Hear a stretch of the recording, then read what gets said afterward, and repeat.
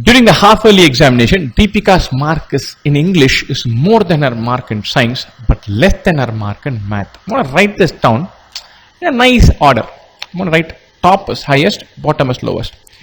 English is more than science. So English and then science is lower, but less than her mark in math. Math is highest.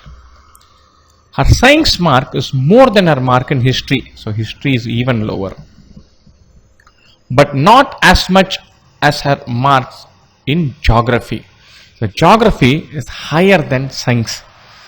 Geography could be here, it could be here, it could be here.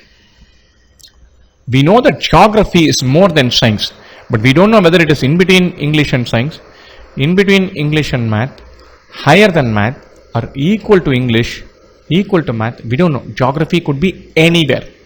We know math is more than English, is more than science, is more than history. We know geography is more than science. How much more, where exactly, that we don't know. In which subject was her score the highest?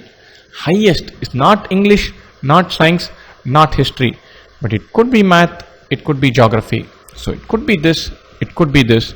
Data inadequate.